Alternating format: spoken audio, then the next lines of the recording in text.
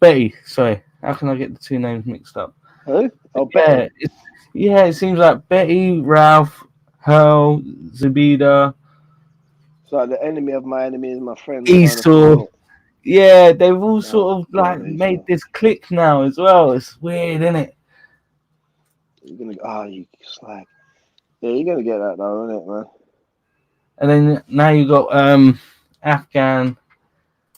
I thought he was leaving. He donated a bullseye in the village chat there and said he's leaving. About 10 minutes later, he's back on. Fuck off. What are you guys saying? Urban's gonna do what? Rip you a new one. Yeah. God. I was joking. I know. How are you? Okay. No different to normal. Yeah. So how long have you been doing live streams? Not long, really. It's just because I've started up another channel. I've been going down to Speaker's Corner, so I've started up another channel. I'm only using WeeMan's World just to sort of get the views up on this channel. So I'm streaming through two channels at the moment. Speaker's Corner After Party is the other channel. Oh, I didn't know you had another channel. Yeah. So you're going there tomorrow then? Because Brian Pearl's meant to be going there, isn't he? Oh. Yeah. I was there last time he was there as well.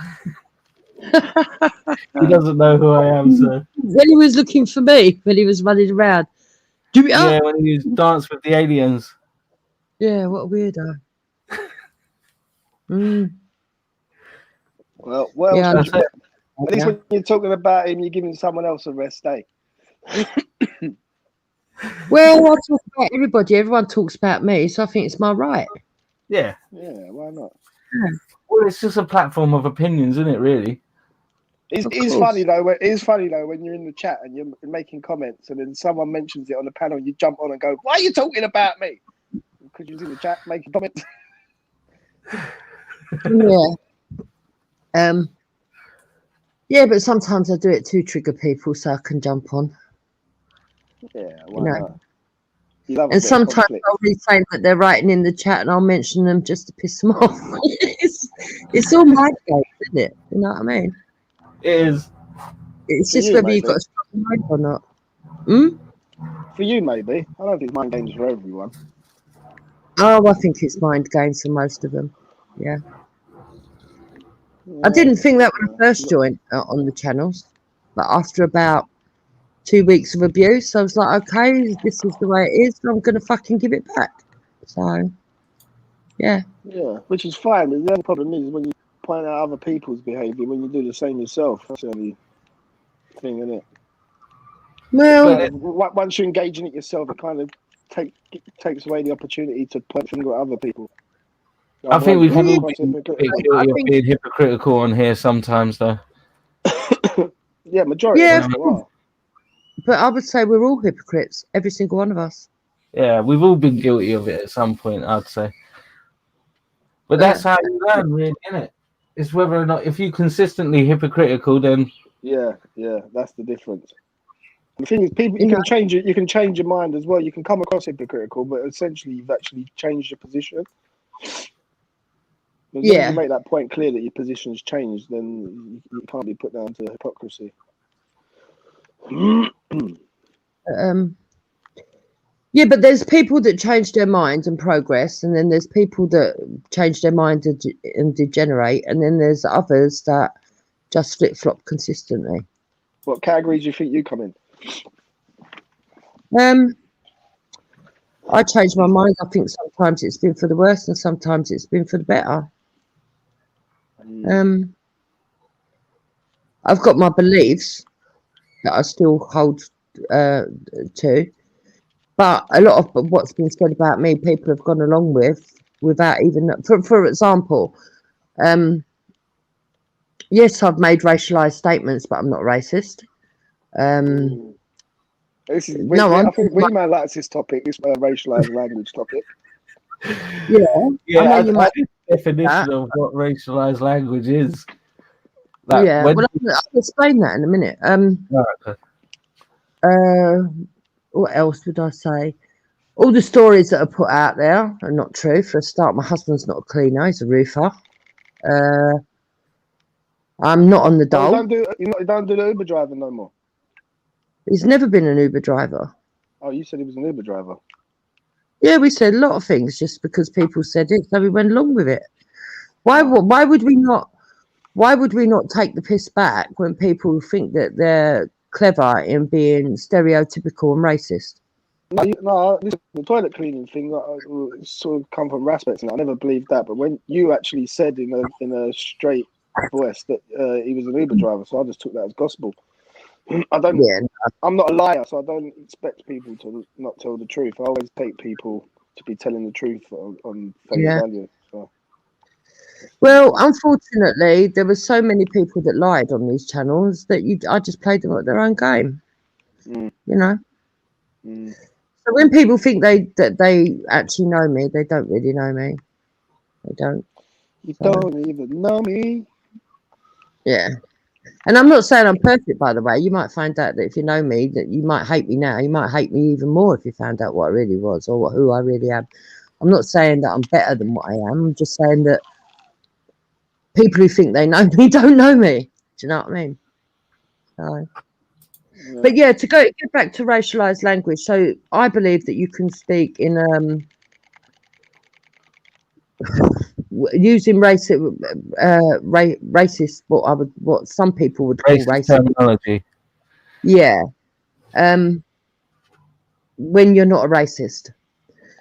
So I believe when does it become racist to use racial terminology? Right. So I would say if you're somebody that persistently goes after one person because of their race and is constantly on them because of their race and only because of their race, then yeah, you're racist. But if you're responding to racist tropes being thrown at you and you throw tropes back because they're stereotyping you, so you're going to tell them what it feels like, I believe that can be excused. I also believe as long as you are willing to accept that you're going to get criticism for it.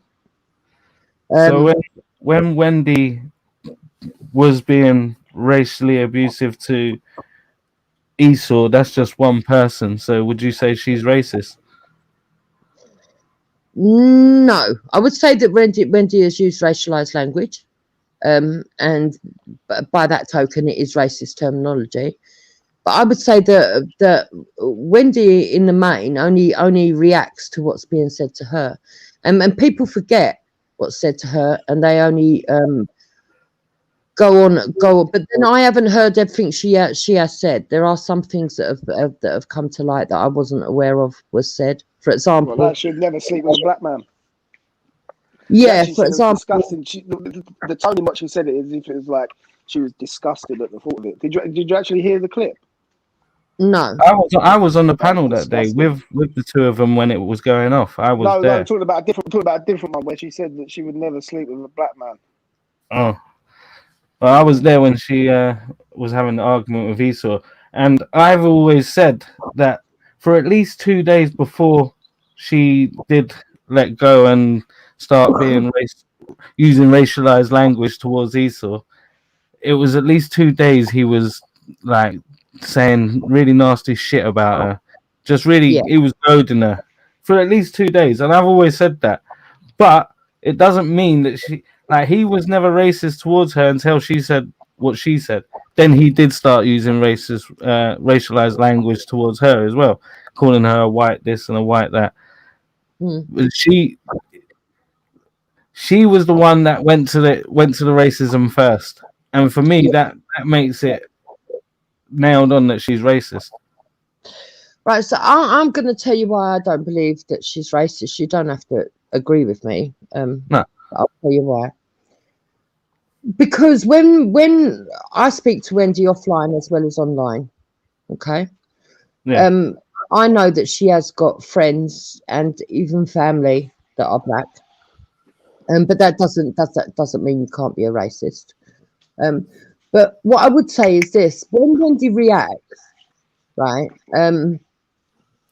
she does it. She does it for a reason. Now, when with Esau, she didn't know nothing about him. None of us did. The only thing we knew that he had once said that if somebody called him the N-word, it triggers him. And in the recesses of her mind, she knew that. So when he was going on and on and on at her, she wanted to hurt him the way he was hurting her. And I don't think any of the white men on these channels understand what the white women have gone through on these channels, to be fair.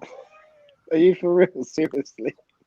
Yeah, I don't think you are. I don't think Listen, they do. I grew up with black. I don't have any mixed race relations. I'm by English. Yeah, I grew up with black people to a point where I was actually more or less shunned by my own white community on how close I got with the black community. I'm not married to one. I'm not in a relationship with one. I don't have children that are mixed or anything like that. I would never dream, no matter what was said to me, of calling somebody the N-word. Never dream of it. I wouldn't. It wouldn't even come into my vocabulary. I wouldn't. It goes for both of us as well. Once you've stepped over that line, you've made that choice. No one's forced you to make that choice. Esau said some, like you say, Esau was saying really disgusting things. And I agree. I agree that he was goading her for days. For days, she was ignoring him for days, and then she snapped that day. But does not mean that you have to go to racialized terminology to insult people. And that's where me and Urbz are from the school of like, that's a line you don't cross. So you don't know, but I can understand why she did, and I'm not gonna take that back. She herself says that she realizes how bad it come across, and she's trying hard not to do it no more. Or trying hard not to do it no more. Yes, because was it addiction? She needs to go to rehab to stop using racialized language. Come on, Jupiter. No, I don't know, but sarcasm, really, isn't it? You know what I mean? If you was in the pub with Hector. Yeah, well, let me put it this way. I'm not Wendy. I'm not going to promise that I'm not going to. I'm saying if you was in the pub with Hector and you just down in the pub and everyone's having fun or whatever, and a white lady gets in an argument with a black man and she starts calling him the N-word, are you just going to stand there and allow that? If I was in a pub and a black bloke went on at somebody, a white woman picking on her for days and days on end, and then she came out with that, it wouldn't be none of my business. Was it Wendy's choice? I'm not going to get myself involved and defend someone that I've seen act hideously. Yeah, so, on that day, I did tell Wendy, I think you went too far. It's just that nobody ever bothers going that far along to listen. Yeah, but it didn't stop there. That's true. Huh? It hasn't stopped there though, has it? That wasn't the last time she's done anything like that. What do you mean? It wasn't the last time she's used racialized language towards someone of another race. Yeah, but I don't know. I'm nor the last. N-word again. I'm not sure that she has used the N-word. I mean, to be fair, the Wendy bashing is kind of fucking boring. To be fair, like it's been done on every channel. Everything's been said. In my opinion, she's a clear-cut racist. Like, and you can be you just because you don't like one race. Being racist doesn't mean you have to hate all races. You can like one race and not like another. Yeah, that's true. Yeah, that's true. Well, we've also got to remember, like you said, Urbz, we had the luxury of growing up in multicultural society where, like, from young, we've always known it to be how we are. We sort of. WeeMan, don't get me wrong. In the late 80s, early 90s, all my friends were like racist to a point. Like, we still do you know what I mean? We still called fucking. Yeah, but you was only young then, innit? Yeah, and to be fair, we sort of went through understanding of knowing how black people actually felt when like certain jokes were made and this, that, and the other. Yeah. We were the ones that sort of understood it because we sort of, our friends would explain it to us. My family was never racist. My mum and dad always had my family. There's not one person in my family that was ever racist. The most racist term I ever heard was my great granddad, my mum's granddad, and he called black people darkies. Never in a derogatory term. Never said anything bad about black people, but he did call black people darkies, and that's the closest thing I ever heard in my background to do. See, I never. I've said that look, I will say the only racist terminology I ever heard growing up, and when I said it, people took it the wrong way, was people would refer to the local pea shop as a pea shop, and it wasn't said in a way that was derogatory. I know people don't understand that, but it was just. Yeah, but that's what I wanted to say with my point. Your generation, that generation, sort of, you grew up in that sort of terminology and mind frame. Like, you just have to watch Only Fools and Horses and things like that, of In the Same Pet and things like that. You would see that there's a different sort of mindset when it comes to racism. Then it wasn't the same as how it is now. No, I remember the first time I watched Scum with Ray Winston, and remember when the fight breaks out with a black kid. It was like, you fucking jungle bunny, you Black Brixton slag. Like, we thought, like, when I was a kid, I thought it was funny. Like, no, it's wrong. Yeah. No, I never grew up with any of that. You would try and use that as you'd say that to someone when you're getting into a fight or something, and then you'd find out from your mates that you can't say shit like that. Yeah. See, I never grew up with any of that. I never see racism at school. Never see in the household. We never spoke about differences. I grew up. Well, up until the age of 5, I lived in the East End of London, and then my parents, before they bought their property in Blackheath, we lived on the Ferrier Estate. And if anyone knows the Ferrier Estate, that's a hot pot of different races. I never ever saw racism ever. And even when we used to say the pea shop, like I say, it wasn't to be derogatory to the owner. In fact, there was actually people that were Pakistani that would say that themselves. You know, that lived amongst us. We would say, "Oh, can you go to the pea shop?" I know, but now at the age we are now, we can understand that we might not have meant it to be racist, but the people on the receiving end of it could have perceived it as racism, and in a sense hurt their feelings. And why would you want to hurt someone's feelings? Yeah, but that's why I do a lot. But that's why I do a lot of what I do, because I want to expand people's minds, because I think that we've been boxed in and labelled unfairly. Lots of people unfairly, because if I was to take offence at being called a Brit and not British, would people take me seriously? Would people take me seriously if I said that? I don't even call myself British at all. I call myself English. But it's different, Jupiter. If something happened in this country and we had to flee to another country, and people call us dirty fucking Brits and attacking us, calling us dirty fucking Brits, and then 10, 20 years later, they're still calling us Brits, and it still resonates to us from 20 years ago when it was derogatory. You've got to remember as well, a lot of people that come into this country, like when you had the Windrush, there were people invited, and recently you had the Polish, the Eastern Europeans all invited. Like, they were asked to come here to do a job, and then we're all calling them dirty, this, that, and the other.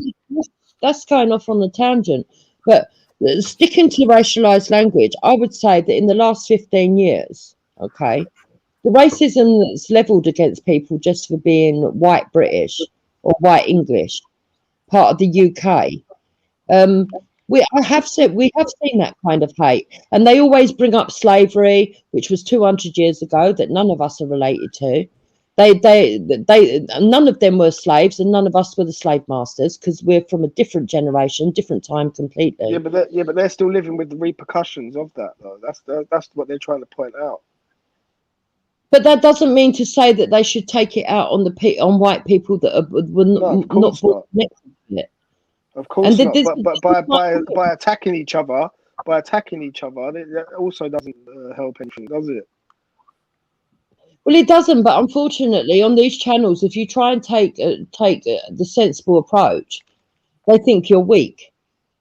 Yeah, They think but you're, Yeah, and but that's something what does that? very, very quickly, Urban. No, they think you're weak. What does it? Yeah, but what does it matter what they think?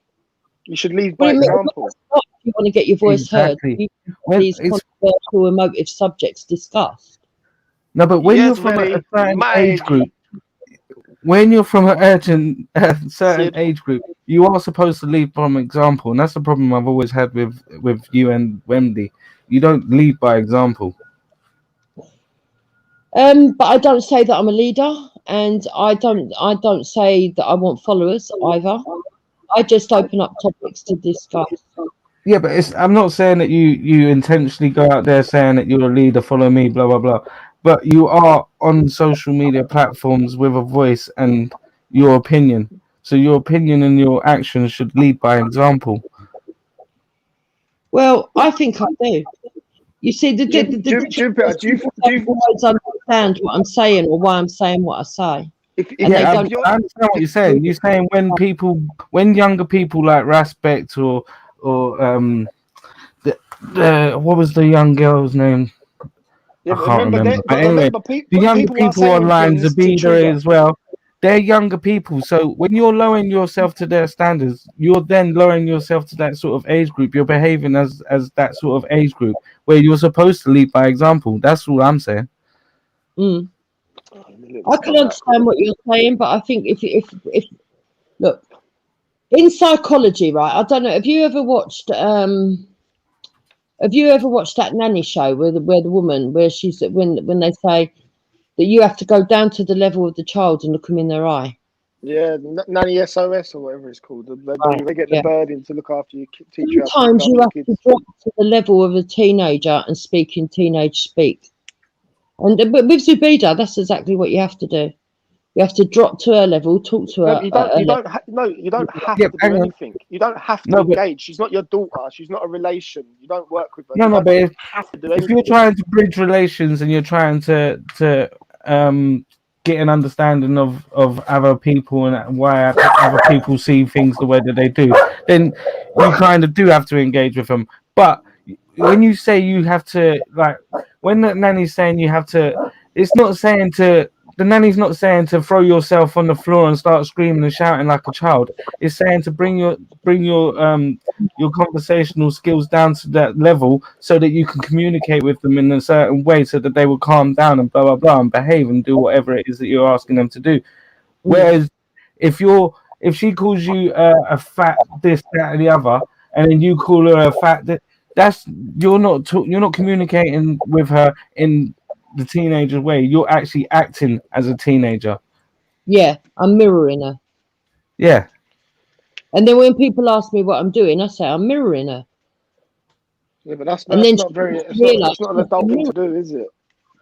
well, it depends. It's like when Ralph goes there, blah blah blah blah blah blah blah blah. Won't let anyone It's talk. like baby. It's It's like like a fucking baby. child. Yeah, exactly. Mm. Jupiter, let's say like I'm not trying to bring your kids into it, but your kids are teenagers. I ain't gonna go too far into it, but let's say, for example, this little thought experiment that the class decided that the teacher decided they was going to look into like YouTube streams and that, and they played to the class some of the content from the streams. Do you think your children would be proud of the behaviour?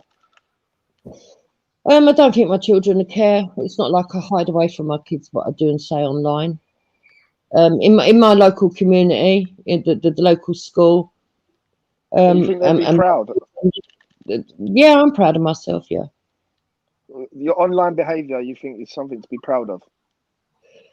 I think that my online behaviour has always been for a reason. So there are things that I've done that are controversial, but I can explain why I've done it or why I've said it. I don't expect everybody to agree with me and praise me up and lift me up. I expect people to open up discussions on what I do and what I say, and it seems to work. People talk a lot, and it does open debate. When I first come onto these channels, white women, more than white men, but white women were really, really suffering on these channels. There was hardly any of them. since I've been on, you've got Cam, Shell, Bats, Emily Luca, all of these people that were just in side chats that have not because of me directly, indirectly, that have come out and started making their own channels. They've evolved themselves. They've gone off in their own directions, but at least they're now speaking. When I first came onto these channels, the abuse that was thrown at white women was absolutely hideous and disgusting. To give an example of that, please, because I don't recall. I've So been when on I these streams as long as you have. I remember when you was Miss Southeast on Raj's chat, Manny Cinder's chat, and that when the streaming first started. I remember them days, and I don't remember white women being abused. To be fair, but my memory's not perfect. I can't remember everything. Okay, so when I was Miss Southeast and I was over in Raspec's chat, people were fine with me until they realised that I was white and I had a Nigerian husband, and then they switched, and that was in the side chat. That was because you was white, or because of your beliefs or frame of mind. Same comments I would make as a as what they thought was a black woman. They would big me up, greet me, agree. The minute they found out white skin saying it, they changed. Yeah. Raspec's channel loved A. A's white. She never got any abuse. The thing is with A, how can I put it? A is exactly the same as Lister. Yeah, but they're both white, and they don't So get attacked for being white. she admits that she's white, but she kneels to blackness. She what? She becomes subservient to black people. Would you say me and Urbz have become subservient to black people? Yeah, partially. I wouldn't say you're as bad as I, but yeah. I would say you cuck a little bit. I would say that you don't come across as being, well, I don't know if you are white, to be honest, but you don't come across as proud white men. Wow, I'm a very proud white Englishman. I wouldn't be. I'm very proud white Englishman. I mean, I just don't see that there's much like the color of my skin doesn't have a bearing on my personality. No, it shouldn't do. I agree with you. But unfortunately, in the world, it really has. It should have. In this day and age, it really should have really little to do with anything in my life. Well, of course, but on these channels, it's a different world. It's not reality. So when people say that Speaker's Corner is a microcosm of the real world, I don't agree. I don't agree at all. No, I think that. Yeah, I think the little bubble from Speaker's Corner is just that, a little bubble of unreal ideals of extremists, full of extremists from the far left, the far right, you know, and mental health, yeah.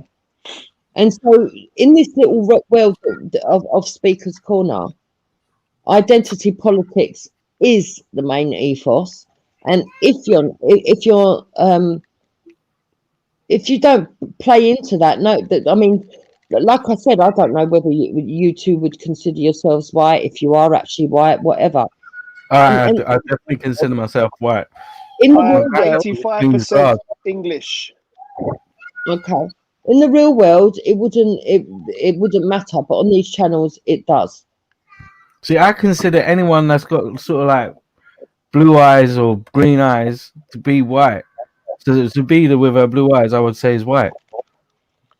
I would agree with you. I'd say she's white. I wouldn't call her white. I'd say she's Arabic.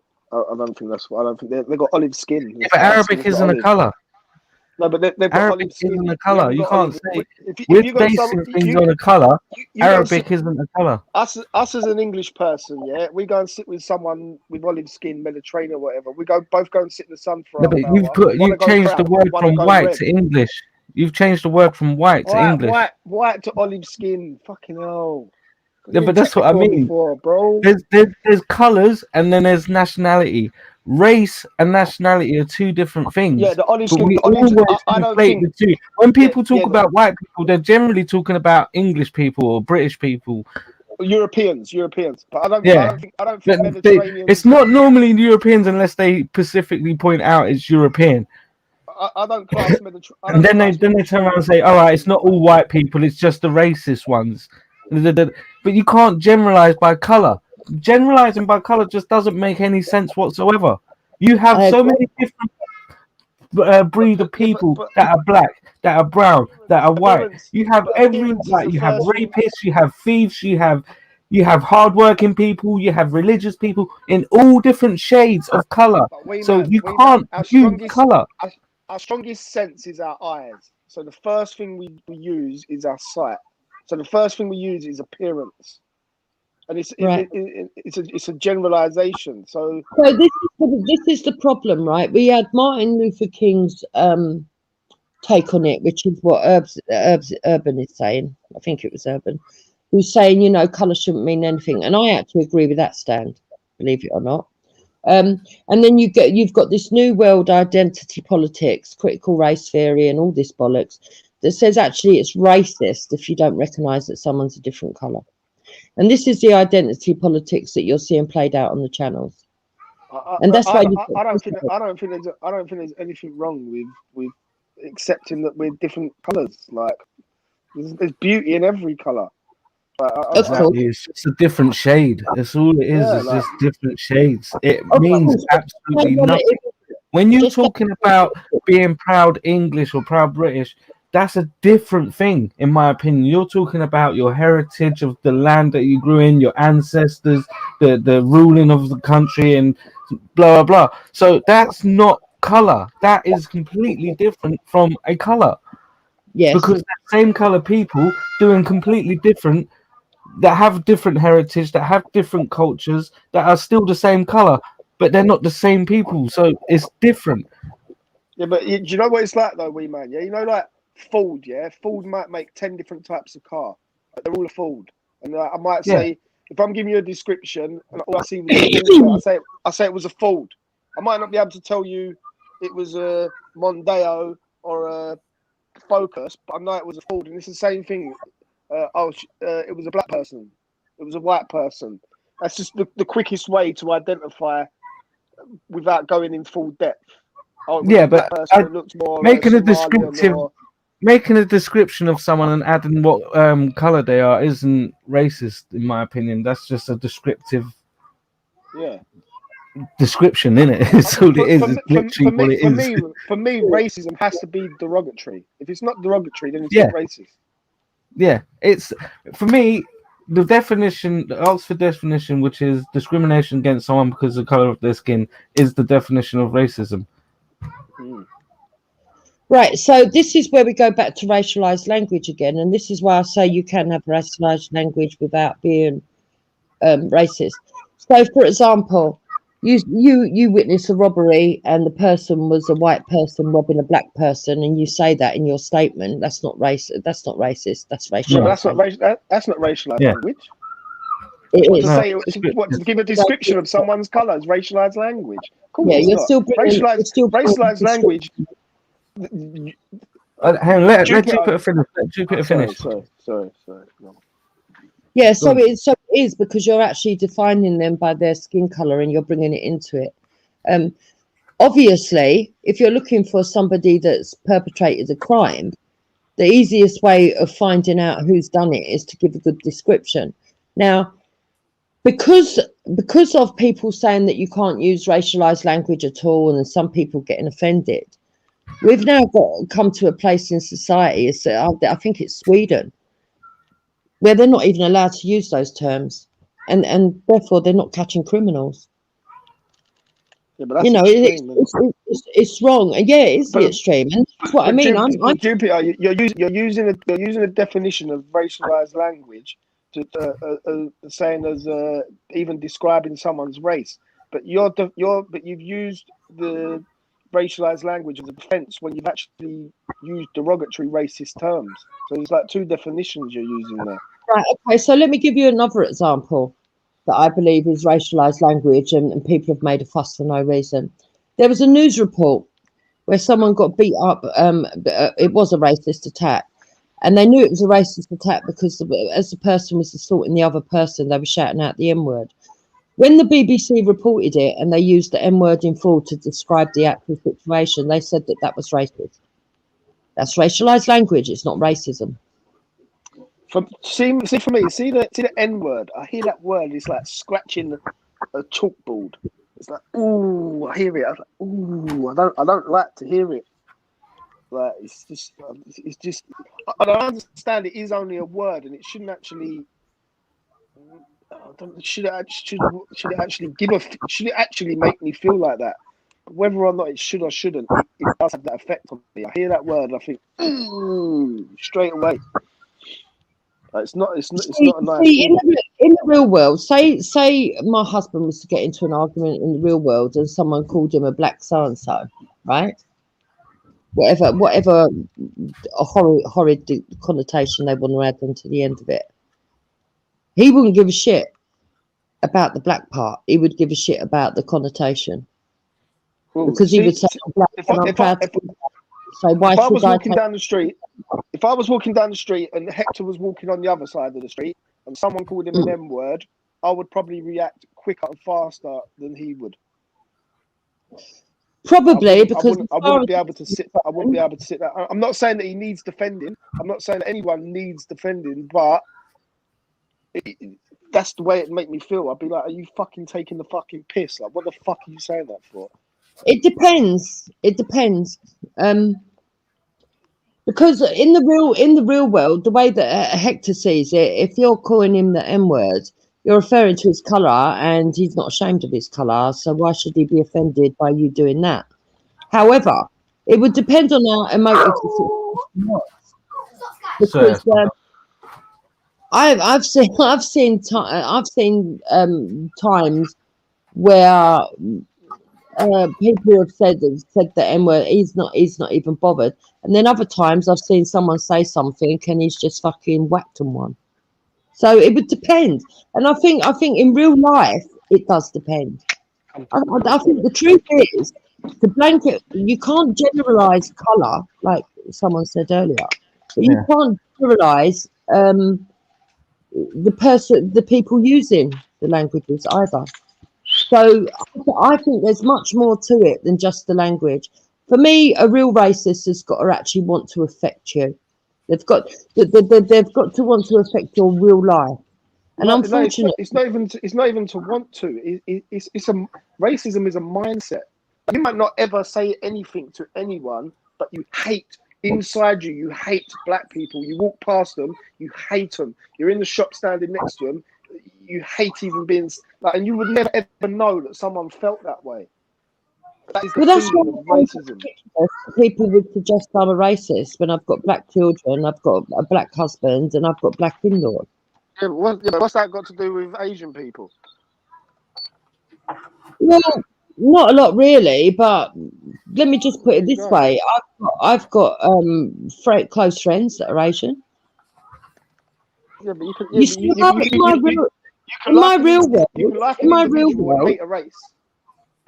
In my real world, you can have people that from different backgrounds where you can talk openly because you've built up a rapport or a trust, and you know where someone's coming from. You can tell from their body language that it's just an open discussion. You're not trying to offend anybody. Unfortunately, on these channels, that doesn't work. I think there's people that like individuals of another race, especially if they conform to what they think, and if they don't, then the racism starts. So yeah, in a way, I suppose. Look, I'm not going to say that I'm not prejudiced. I've never ever said I'm not prejudiced. I think British culture is a culture to honour and uphold. I think anyone that moves to Britain should want to uphold the British culture. For instance, if I went to Nigeria, I wouldn't see anything wrong with them wanting me to uphold the Nigerian culture. I don't understand why people take it. There's different form of migration. If you was to migrate to Nigeria, that would be like a choice that you was Yeah. making, Same and you would be migrating here. financially stable, and you would want to be a part of their No, not society. necessarily, but it's the same for people migrating here. They've chosen to come. What would you say the British culture is then? Right. So for me, British culture is is marriage of one woman, one man. It's white weddings. It's christenings. It's a lot. It's majorly based around Christianity. But even if you take Christianity away, we've also got a lot of paganistic beliefs. We've got a lot of pagan, like May Day dancing. We've got a lot of those ceremonies and sort of rituals and things that we have in this country. But also, it's order. With the British people do like order. We like orderly cues. We like everybody being given respect. We like courteousness. I'm not saying that we are all courteous, but we do like it. In general, we like fair play. We don't like. You will find that we like we like That's nice. as well. We're very inquisitive people. So I would say British culture is a core of old traditions with an amalgamation of the best from every Wait. Urbz, are you talking to Jupiter or are you talking to? Oh, sorry. The family just come on. One sec. I can't put it on mute because the phone's upstairs.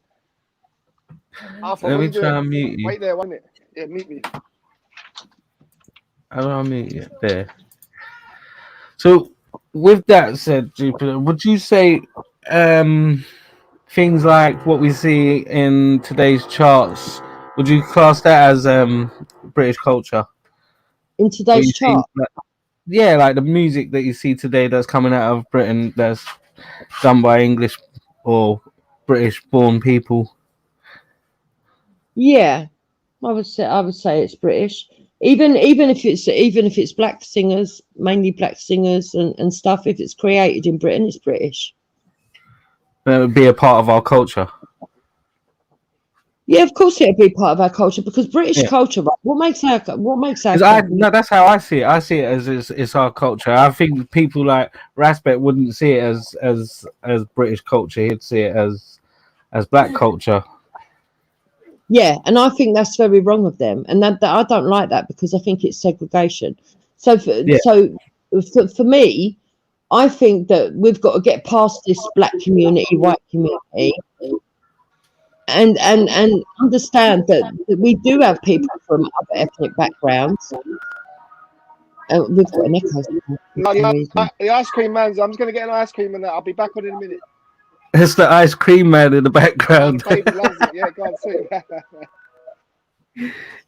Yeah, and I would say that we should all be allowed to be proud of what comes out of Britain, regardless of colour. I do think that certain people are reluctant to accept what the youngsters are doing today as British culture when it's coming out of Britain, so it should be classed as British culture. Yeah. And we used to be like, if you think just before all this identity politics bullshit, if we had a boxer that came from Britain that was indigenously, and I say indigenously, but well, they would be born here, so I would say they were indigenously British, but other people would say ethnically they were, I don't know, Nigerian or Jamaican. Yeah, we have like AJ. We never worried about that. We might respect their culture if they spoke about it in an interview, but mainly we saw them as British. And there's been a very, very big effort to try and stop us from feeling like that. And that is what I disliked, because it's doing more harm than good. So there's been a very concerted effort to try and make us say, oh no, but they're not British because they're not white, basically. Yeah, but I think a lot of white people do say that.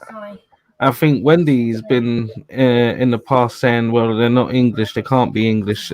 Like Braden, for instance, he says it quite a lot. He said it: "If you're not white, then you definitely aren't English." And he's half Irish. Braden was messed up in the head. Braden, I feel sorry for Braden, and I know a lot of people say I shouldn't do. Yeah, but unfortunately, there is a few people with that mindset of if you're not white, then you definitely can't be English. You have to be English to be white. Right, so there's a difference between saying ethnically you're not English to generally colloquially you are. Mm. So for me personally, I would say that there's three core things that you have to that can make you English. If you're born on the soil of England, if you've been brought up in English culture, and if you're ethnically English. Okay. Now, for me, I'm one of these people that would say, even if you're not ethnically British, yeah, if you're brought up in the culture and you're born here, you have the birthright of an English person, and you know the culture, then that is enough to make you English, in my opinion. But the other people will say, no, you have to have that third core component. And that third core component, to me, is where you either the difference between a CIVNAT and an FNAT. But what I find with these FNATs is that when you break them down, a lot of them don't have the other two components. So what you'll find is that a lot of these people that are claiming that they're FNAT and they want the best of Britain are ethnically English if they go back into their heritage, but they've been born and raised in Australia, America, Spain, Thailand, all these different places. And you find that they want to come and influence what the British are. And I don't like that. That's why you see me arguing a lot with the FNATs. Because when you say come and influence, a lot of the time it's not a bad thing. We've benefited from the influence of other races, other cultures coming here. Our food in this country now, the variety of flavors and choice that we have compared to when our grandparents were growing up, say, it's a lot more influence from outside of the country. So we benefited a lot from that. Yeah, we have benefited a lot from it. No, look, when I say people from outside are coming in and influencing, I'm talking about these FNATs. I wasn't talking about in general. Yeah. I'm talking about these FNATs that to look at them are white. For example, someone like Elron. Right, Elron will come onto a channel and he will say that he's closer to me genetically than my two mixed race children. That's ridiculous. Yeah. They're carrying 50% of my genes. Yeah. He wants to try and claim that he's got more right to this land than my children because he's 100% white. Yeah. Right? That's just pure racism.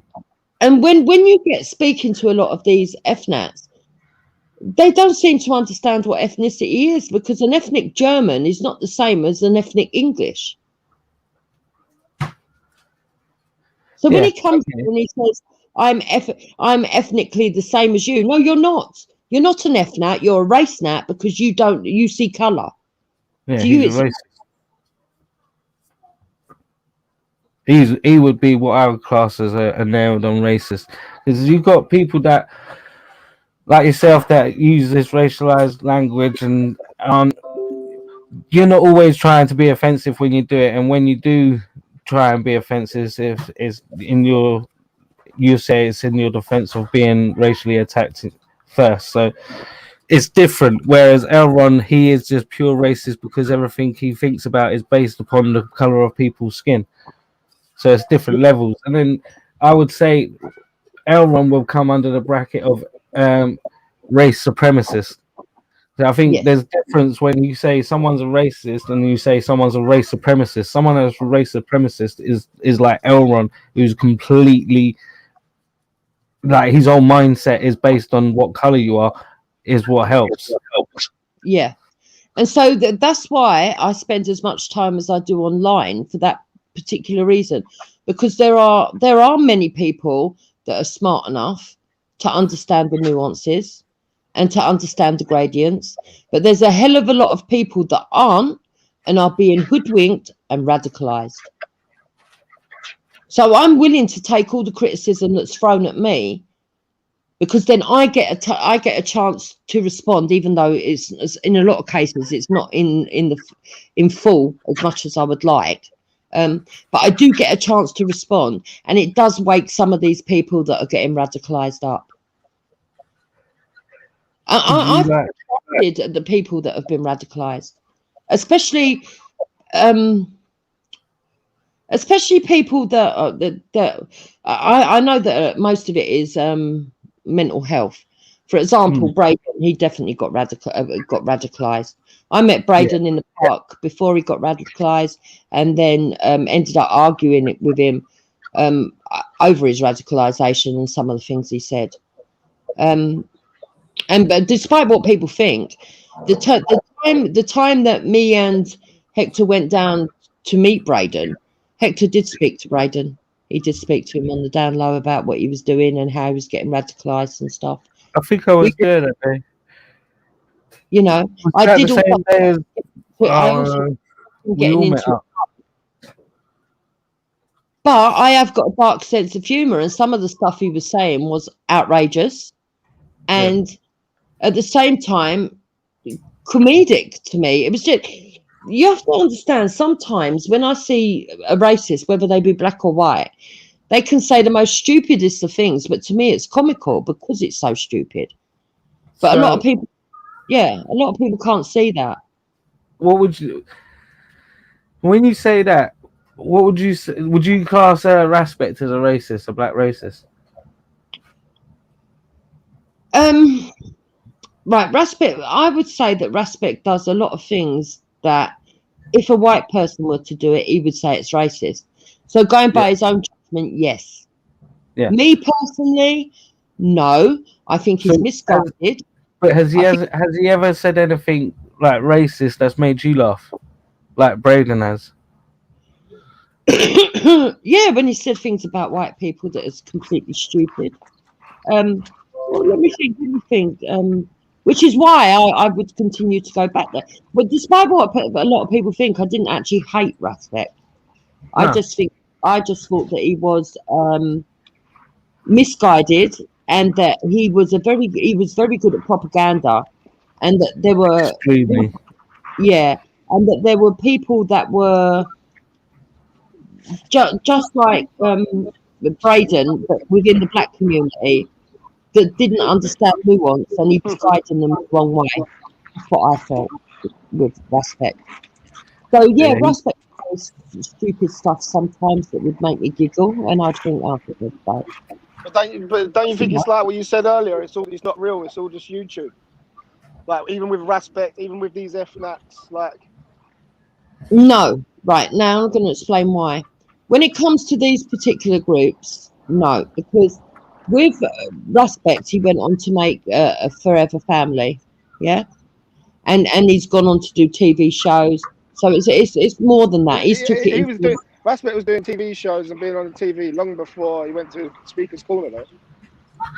Yes, and that's why you can tell that he brought the real world into it and used the Speaker's Corner for his own political gain. He used propaganda, and to be honest, I think he's done a lot of damage to the race relations in this country. I think that he's a miniature one. Yeah. Yeah, I'd agree that he's definitely done some damage, because even in his own community, he seems to attack people. Yeah, and for the wrong reasons. And the problem is, well, he also brought religion into the mix, which created more of a separation. So he's done more to help the separatists than a lot of other people have. But that's why, from what you've said. But from what you've said today, Jupiter, wouldn't you say that you've used these streams for your political agenda? Yes. You said you like, yeah, but his was for unity of his own people. So it's the same thing, isn't it? Yeah, but he didn't really. No, I get what you're saying as well, Urbz. Like, Jupiter's done a good job as what Raspect's done in bringing race relations together. I get what you're saying. Yeah, it's everyone. What I'm saying is, there's not much difference between most of the people, especially the outspoken people. They're all trying to get their message across for their own advantage. They're using these streams for their own advantage. But essentially, it is all just online, isn't it? Like, Right, and a so- lot of it's been proved. Like Jupiter, how long? Like all the stuff and all the hate that you've got on you for whatever reason, your address has been out there. Who is it? No one's ever turned up to your door, have they? No, because essentially they know they're putting out propaganda. And No, what I'm that's saying is because it hasn't been brought into the real world. and that's it. And that's well, I don't know about that. I did get assaulted at Speaker's Corner. I've also been arrested in my house on false allegations. But but if you didn't go seeking Isabella and start screaming and shouting, it took some. You're To the be one fair, that now took something Isabella out started online. that. She threw the drink over Jupiter first. Yeah, but she was confronting her. She carried on something that happened online. No, a court of law found in my favour, Ethan. I was listen, there. I'm not saying Jupiter she's would. completely innocent. I'm not saying she's completely innocent. But what I'm saying is, Jupiter, as an adult, you could have avoided that situation. I will defend Jupiter here because I was there, and the fact that Isabella, like Jupiter, was walking around ignoring Isabella all day long, and Isabella was kind of doing the same until she kind of decided she had had enough, and Isabella then decided she was going to push the drink over Jupiter. I look like I weren't there, so all I know is what I see on the camera. And it looked like she threw the drink when Jupiter was in her face. Is how it came across. Yeah, because she had walked past and said something to Jupiter avoided. first. This is what I mean. She was sort of okay. Yeah. But So what it did start online. what you don't realise, Urban, is that the camera's only got attracted by me going towards Isabella. Before that, she had consistently been walking past, making comments, sly comments, deliberately trying to be antagonistic. And I had ignored her for quite a bit before I eventually went over to her. Yeah. The thing with our tempers, like being triggered or whatever, most of the time it's uncontrollable, isn't it? That's what a temper is. Like someone's done something and you haven't been able to control your reaction, and I'm more than guilty of that every day of my life. But what you need to understand, Urban, right? And I appreciate that you haven't really got much time for me, if we're truthful. I know that you're not very keen on me as a person, so I would say that your prejudice kicks in a little bit. Because to be fair, it was her that resorted to violence and didn't control herself, not me. Yeah, but as an adult and a young girl, like I feel that you could have avoided it. I'm not like I said, I'm not blaming you for your reaction, because we're all individuals and we all deal with things in a different way. You gotta remember, you're at Speaker's Corner, and then there's someone that's walking past you trying to goad you, and then all of a sudden you go up to them and you say, all right, what's your problem, blah blah blah, and then they throw a drink at you. Then do you know what I mean? Jupiter hasn't really done that I wouldn't have done. We can try and look at stuff from other people's point of view, but essentially we look at it through our own point of view. And so I'm looking at my own point of view, not saying whether it's right or wrong, but personally, there's nothing that could happen in Speaker's Corner that would make me react in such a way. Personally, and I'm not going to judge anyone. What way did Jupiter act? Jupiter didn't actually react. All she did was go up to her and say, well, what's your problem then? We're at Speaker's Corner. That's what you do. You have debates with people that have got a difference of opinion with you. So that's all Jupiter did, is go up to her and say, well, what's the problem then? She's obviously got a problem because you keep coming past and you keep doing these sly little digs and da-da-da. So I don't think Jupiter done anything wrong in that sense. Just ignore it. Yeah, you could ignore it. Oh, this little shit. Man, a fucking shit. One set, I've got fucking people looking at me like I brought a bag out with me. What?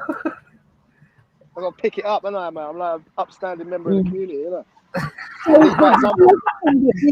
The other thing that bothers me here is that we've got this thing going around the channels where young women or young men should be deemed as too young to understand what they're doing. See, I grew up in the days where when you became 18, you become responsible for yourself. And at 21, I used to like. I remember when I was 21 and I had my 21st birthday party. Like it's a tradition, another tradition of British people. And I can remember laughing with my family that years ago, 21 was the age where you got the key to the door, but I was already an adult at 18 and working. Now it seems that we're going backwards and we're saying, 23-year-olds, 25-year-olds, they're only babies. They're not. They're fully grown adults. They're not. Some of them aren't, and I you've wouldn't got to say- I wouldn't remember, say not they're fully everyone grown. has the luxury of the same upbringing as other people do. I mean, some people don't have both parents, for instance, so they don't get to have the same luxury. Some people grow up in care and things like that. Some people grow up in homes, and not everyone has the same luxury of the same upbringing. No, I completely agree. No, I completely agree with Jupiter. They are at an age where they are responsible for their own actions. There's no doubt in that whatsoever. But as someone who's older and more experienced, how you deal with them should maybe be a little bit different, because they're not educated enough in life. You're kind of it's essentially it's They're like still a at a handicap. point where they're making mistakes. They're not fresh out of school, but they haven't been out of school for too long. They've been to college or anything. They haven't really got into the real world until you start work. I would say this. If I was to be fair, I would say that Isabella and Zubida would probably have more street knowledge than I would. I would say Isabella, I don't think is quite right because she's not well. Well, that's the ironic thing, actually. Isabella was tested for mental illness and she passed. Yeah. It was all an act at the park. No way rolling around on the floor having a tantrum like a 2-year-old is normal. No she way. Passed. I'm telling you, she passed. Yeah. She was certified. That is not normal behaviour, though, is it? Come on. She literally had a tantrum like a 2-year-old on the floor. Well, I suspect that was because she knew that the court case was coming up and she wanted to try and use that as her argument. Can I just bring something up quickly as well before I forget? You were saying about white women being attacked online and stuff, and then you said about that I don't much like your character or whatever, and I just want to elaborate on that quickly. And when I sort of changed how what I thought about you was when we was trying to explain to you what Eazy-E was doing to Emily, and you wouldn't accept it. And not only would you not accept it, you went on the attack on Emily and started making streams about her and saying she was this and she was that. And essentially, it all came out in the end that Emily was telling the truth and she wasn't the one at fault. I've never seen her get an apology for it. Right. I've never seen her get an apology for the way people reacted towards her. Right. Well, I don't feel I owe Emily an apology, and I'm going to explain why. When Emily and Eazy-E fell out, okay, it wasn't long after Emily had made her own channel. And I'd actually gone on to Emily's channel, like I've gone on to this one. I go on to all the new channels. And I went on to Emily's channel. I was fine with Emily. I don't feel, hold on, let me finish. Don't cut me in. I don't feel that me and Emily were ever that particularly close in the first place, right? No, there was a clicky little group that I wasn't. Would you accept there was a clicky little group that I wasn't part of? Because that's as far as I'm concerned, that's how I used to see it. There was a little group of people that I wasn't particularly part of, right? But at the same time, I was cool. I didn't have an issue with them. At the same time, I was cool with them. I didn't have an issue with them, but I wasn't part of their little group, right? I think Easy was, you was, I think WeeMan was, I think Steve Atheist or whatever she calls herself, she was, Yum Yum, another one. There was a little group, right? Yeah. That were like a group of friends. Now, I'm going to have to go back a little bit to bring it forward. I had fell out with Will, and then I came back onto his channel because he said that he didn't mind if I came on, right? Yeah. And when I came on, I walked into a situation where there was this new person called Amy at the time, and she was in the middle of an argument with Emily, right? And I could see all this going on in the side chat, okay? And I actually stuck up for Emily because to me, from an outside point of view, it just looked like this new person had come along and started rows with the regulars. right? And I felt real owed it to the regulars. Obviously, Yeah, I I now agree know with that. there's more of a backstory. There's more of a backstory to that, to do with AC and other stuff that I don't really still understand the full picture of, right? But I stuck up for her. So I didn't have a prejudice against Emily before people say that. I didn't, right? When Easy and Emily fell out, okay, Easy said it was one thing, Emily said it was one thing. To be honest, I didn't really give a fuck. All I tried to But do you was took the side. You took stop. the side. But you took the side of Easy though. You No, I took his didn't. That word. was your I mean, perception. No, I didn't. Not first of all. Hold on. Not first of all. That was your perception. The same advice I gave to Easy, I gave to Emily. Emily got offended that I gave her the advice, and Easy got offended that I gave him the advice. It was exactly the same. And the advice I gave them both was just ignore each other, move on. Emily's got a right to do her show. You've got a right to do your show. Carry on with your shows. Stop arguing with each other, and people will still come to both shows. but you weren't aware of what was going on in the background of the viciousness of what he was doing with emails and phone calls and stuff and threats. But True. and then when At that and point, true. I myself and someone that when you was kicked off reels, when you was kicked off streets, and you all fell out, I would sometimes I'd be the only person in your chat giving you support. And when I was trying to let you know what was going on with Easy without getting too involved, you went against me as well. No, It was I all went about against what it became. you writing What it silly became. shit. What it became was defend Easy because you thought it was Islamic people mostly behind it. Defend it Easy. You and Wendy defend Easy at any means necessary. No matter what anyone says, we have to defend Easy. No, that's not the case. And So I think then you was what happened? hoodwinked. I think you was hoodwinked by, and I myself at one point was hoodwinked by Easy's. Like we thought he was like a bit like. I We still just don't thought he even was a want to say a nice bad guy. word about him. No, We thought he was a nice okay, guy so and thought he was a bit slow. I'm going to give you the timeline if you're patient enough. So then what happened was, right? Emily took offence and Easy took offence. Easy started slagging me off. People probably didn't even notice it because they were too caught up with Emily and Easy. Easy started slagging me off, and Emily started slagging me off. So I had two of them that both had blunt with me, right? And it all emulated from Emily coming on to Wendy's show, yeah, where I gave Emily exactly the live stream still there, where I said exactly the same thing to Emily, where she went off in the huff, and I said exactly the same thing to Easy, and he went off in the huff. Right? You done a stream where it was Wendy going, that Luca thinks that every man wants her, and why would Easy want her? That Luca, and he was there like the psychic, like going along with it. That's what upset Emily. Well, It's not always what you say; it's how you are. You know, sometimes it's not the actual words that are said; it's the actual behaviour. so now I'm getting blamed for something that Wendy said, which is just totally ridiculous because I don't blame you for what we meant. But you lie with dogs, you catch fleas, isn't it? It's as simple as that. It's one of the oldest sayings, isn't it? It's the same with racism. How much stick do you get for Wendy's racialized language? I don't think that Wendy's a dog. Anyway, that show happened. Anyway, that show happened, yeah? Then what happened is Emily took offence and went back, and then the bitching started. Easy went back and was calling me a snake and everything else, right?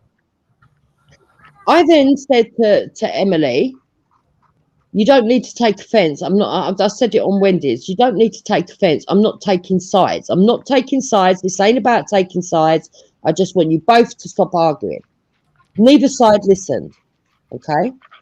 The difference was most people were supporting Emily. With hindsight, I can understand that now because your little group knew what was going on. I didn't. Yeah?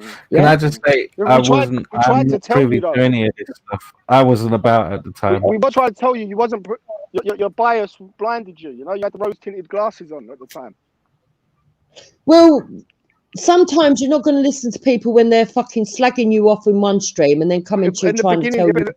At the beginning, it wasn't like that, though, Jupiter. And the thing with Well, Emily, yeah, in the background, what was happening was, yeah, Easy was firing up streams, yeah, slagging off people and saying some disgusting things. And then by the time everyone else had woken up, he was taking the streams down. So unless you was up all through the night, you wouldn't really have known.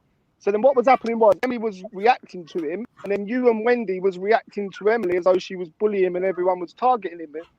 But the thing was, I said to Emily in the background, Emily, look, if you carry on, you're going to look like the bad person. So here's what you're doing. She didn't want to do it at first. She didn't want to listen to me. I said, Emily, do not make a video about him for at least a week. Yeah. And if everything else carries on, at least then other people can see that you've removed yourself from it and it's carrying on and it's not you. And it gives you the moral high ground. And she done it. And not only did Easy carry on for the week or 2 weeks, she didn't even come online. She didn't not stream. She didn't even come online. You and Wendy carried on about her as well in that period. And then she come back and started doing it again. But for me, she proved that she wasn't the one behind it. She wasn't the instigator. I think you made it clear that as far as you're concerned, Emily's completely innocent. I think we know that. But you're not allowing me to give you the time. He was besotted by it. Sorry. Yeah, but you're not allowing me to give you the timeline of how I see it. You just keep cutting. I apologise. Right. Sorry, so then I caught a couple of streams where Easy was he'd become really erratic. I think he made threats. Okay. Now you're quite right. It appears that there was a lot of streams that we didn't see, but I did catch one where he was making threats. And I went over there to try and calm him down. The way I saw it at that point was that Easy was the one that needed to be brought back to reality. And it wasn't going to happen by just going, fucking stop that now, this, that, and the other, because he would have just ignored that and then carried on being a nutcase. Right? So I went over there to try and calm him down. Not in behind the scenes, on the scenes, on the live streams. I would go on there and talk to him. I would try and give him emotional support. I thought he was having a breakdown, right? It was my way of calming him down. Yeah, you can say it was babying him, but whatever. Essentially, it was enabling him because everything could have been shut down long before, and then the other women that he victimised wouldn't have happened. How would it have been shut down long before? How would it have been shut down long before? Because with yours and Wendy's support came the people that supported you and Wendy also gave Easy support. So Easy was getting a lot of support he wasn't entitled to. That made him a lot more confident and a lot more stronger. Yeah, but everybody was telling him at the same time. Right. Now, what you didn't know, and I didn't know at the time, is that also there was other people also getting involved behind the scenes with Easy. I'm not going to name them, but there was other people that were going into live streams behind the scenes, not on air, and they were giving him advice as well. So he's getting advice from more than one place, right? Yeah, I know you mean. Thin Lizzy gets himself involved in everything. Right? Exactly what you mean. So there was advice going on that I wasn't aware of as well. And then I wasn't at the time talking to Cam, which made it also another angle because Cam then became a regular on Emily's, right? And I'm not blaming Cam, but you know what women are like. So Emily felt that I was Easy sort of stopped, and then Real sort of stopped. Yeah. So it became a little bit that kind of politics came into it at the time. And then on top of that, a couple of weeks later, I fell out of Angel Moon. And then Angel Moon was over there. So another politics came into it. Okay? Did you friend to Duck's Angel Moon? No. What I said was she was going on. She was going on. And I said, she forgets that I've said, she said, that she was worried that I was going to show her a photo or something. No, she said, What was it? She said you threatened to show her phone. Something about looks or something, and I said she forgets I've already got her photo. And people from that turned that around to, oh, that's a threat. She's going to look. I fell out with Streets. I've got all Streets details. I've never ever given them out. I know his real name, his second name, his bank account, you know. So, AV, I didn't. And if you can bring it to me, and I'm wrong, but in my recollection, no, I didn't. And I think it might be the way that people interpret it. And a lot of times people interpret it wrong. I didn't hear it from people. I'll make my own decision. I heard it from Angelman say that you threatened to dox her picture that she'd emailed you previously. I know nothing of any of this story that's going on at the moment.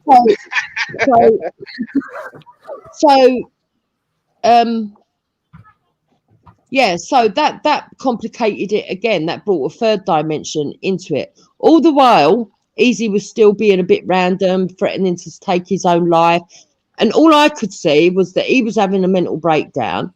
There was now another group over there constantly bitching about me, right? And so I gave up. And so I gave up even being remotely interested in wanting to go on that show. And yes, I did bitch back. I'm not going to deny that I've never said anything against Emily or Angel Moon or Cam. No, I'm not. Listen. Everyone falls out. You can't. Not everyone can get along. I completely understand that. The point I was trying to make is that I feel that you got that scenario wrong, and I think that you should. I think that you should own it. That you actually got it wrong. That you actually believed a lot of what he was saying, and it wasn't true. I've already said that twice now on show streams. Oh, sorry. Well, I haven't heard it. So yeah. That's all. I'm not. Listen, I can't. That is how. Then, as things progressed, Brian Hill then got himself involved, and Esau. Yeah. No, not really. Yeah, they did, and then involved? Because Brian Hill started making his own streams. Yeah. And he started getting involved, and he started saying that No. That's not what happened, Jupiter. What happened was because Easy was in your little crew, and you was defending Easy against people. He took it upon himself. He took it upon himself to defend you and Wendy against Brian Hull. So he injected himself into that situation. That's what started that. They didn't start with him. He started with them. He was saying, come on my show, Brian L. Butt plugger. Do you remember? It's all on Paul M's channel anyway, to be fair. Okay. Well, as far as I recollect it from my side, Zabida on her Easy stream one night when I wasn't even around. He went on to Easy stream. She went on to Easy stream and said that she was going to pull up on him. That's my recollection. Oh yeah, because the problem was Jupiter. Uslot was giving him a strength that he didn't have, and he couldn't. He was getting himself involved in arguments that were nothing to do with him, and he could not handle the backlash.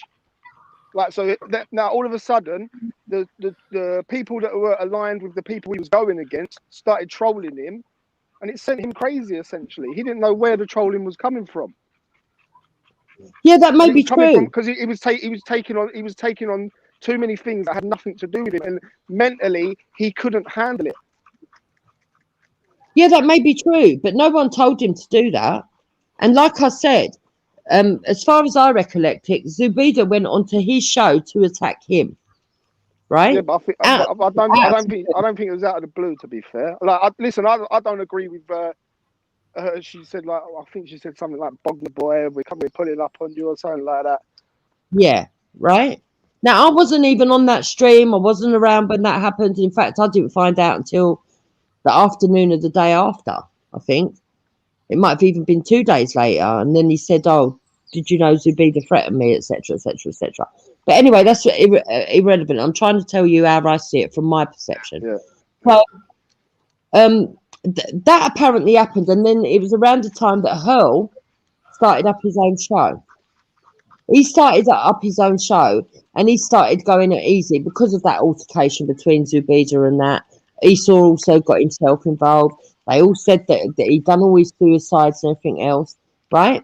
And I did feel sorry for him for trying to commit suicide. I would feel sorry for anyone. Of course, anyone. Yeah, of course. Right. I didn't want to see, because I, from my perception, he was having a breakdown, and it didn't matter who else was to blame. I felt that people should just stop arguing with him, and let's try and get this fucking man some help. I actually come offline a little while because it really affected me that he was done a stream on me, blaming me for it, and that kind of right. Yeah, but I don't think people would believe in Easy who he was blaming. People just wanted him to calm down. Yeah, I think some people were getting the blame. Yeah, and getting you said on Wendy. You said yourself on Wendy's show that I was to blame. I was in the chat, remember? And I was trying to point out stuff, and you said, "No, you're to blame. You're part of it." Remember, you said, "Jump on." I said, "I can't." Yes, because you were getting yourself involved and making it got me involved between Emily and Easy, when really it wasn't even. It wasn't even that anymore, as far as I'm concerned. It was the fact that this man is having a fucking breakdown, and what is the point arguing with someone who's having a breakdown? They're obviously not in a real frame of mind to be. Whereas everybody else was going, "No, he's not. He's pretending. It's all a lie. This, that, and the other." And to this day, I still think that he did try and take a real overdose. I don't believe it was laxatives, by the way. I don't believe it was I don't believe it. I don't believe it was laxative. I don't believe it was a genuine attempt. I think it was like it was an attempt to make people feel sorry for him because he'd done it. There was a pattern of behaviour doing that. Do you remember the thing with Chartel when he come on and he was crying and all that? And he got everyone to feel sorry for him, me and myself as well. Do you know what I mean? And no one ever got to the bottom of that. That was another. He was getting attached to women that he was talking to on these streams, and then he was getting their numbers and messaging them privately. That I will agree with. That became evident later on. Yeah. But you have to let me go along my timeline. You have to let me go along my timeline. I know. You keep jumping. So Hurl then got himself involved, which made it even harder because now me and Wendy had our own problems with Hurl, as everybody knows. No, Wendy had a problem with Hurl. You got yourself involved. Let's say it how it is, really. Like, you might have been defending her, but you injected yourself into it. He never had a problem with you initially. Well, okay, if that's the way you want to say it. Again, that's your prejudice using language that's emotive, but whatever. So, whatchamacallit? I had my problem with Hurl. I mean, it's easy for people to say that when, it's not your address being consistently doxed all the time, but whatever. So, we had our own issues with Hurl. And then we had Easy who had his issues with Hurl.